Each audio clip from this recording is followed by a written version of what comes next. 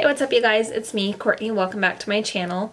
So as you might have seen in my last couple videos, or heard in my last couple of videos, I had thrown around the term low buy and no buy a couple times, and I had mentioned that I'm going to be starting either a low buy or no buy in 2019. I think I threw around both of those terms because at the time I wasn't quite sure on whether or not I wanted to do a low buy or a complete no buy. And I'm finally getting around to making this intro video, and I have finally come to the conclusion that I'm going to do a strict no buy in 2019 as far as makeup and beauty goes. I'm going to be making a whole series of videos related to this topic because there's a lot that I want to talk about, but I also don't want these videos to be too long. Now, what really sparked this and kind of kicked my butt into gear is after I went through and decluttered some things from my makeup collection, I went through and I counted every single item that I have as far as makeup goes. I even took it a step further and I calculated how much I spent on these items. Not necessarily their retail value, but what I spent approximately. And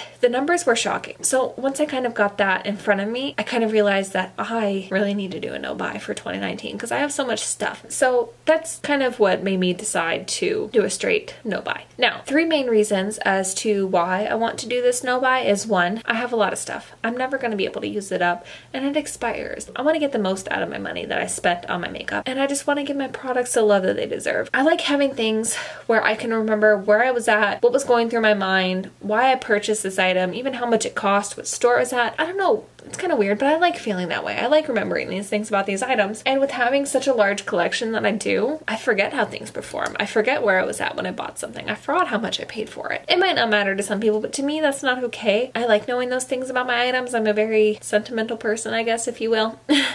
And so I kind of went on a little tangent there, but reason number one, I have too much stuff and it expires. Reason number two is I have a lot of debt. I want to pay off my debt in 2019, or a majority of it. I have about $30,000 in debt, which I'm going to talk about that in another video. I have a lot of videos planned, but I do want to pay off my debt in 2019, or like I said, a majority of it.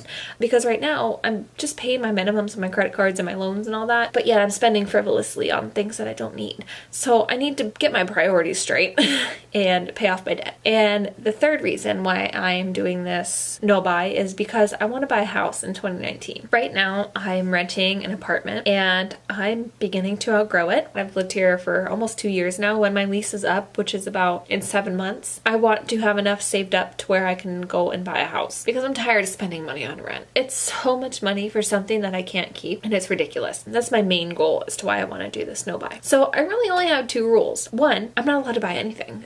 Replacements only. But rule number two is before I try to buy a replacement, I need to look through my collection and see what I have that I might be able to use instead. So for example, brow powder. If I run out of my brow powders, I need to go through my eyeshadows and see what I have, or bronzers even, and see if I'm able to use that product instead. So I want to try to be a little bit more versatile with my makeup collection so that I can save as much money as possible. And I guess rule number three, so I'll have a third rule associated with that. If I have to buy a replacement item, it can only be on sale. I will not be paying full priced for anything anymore. I think it's ridiculous to pay for something full priced. With this no buy year, I have to also take into account that I'm still going to be receiving items. Sometimes things get sent to me in the mail, whether it's like from Influencer or BoxyCharm.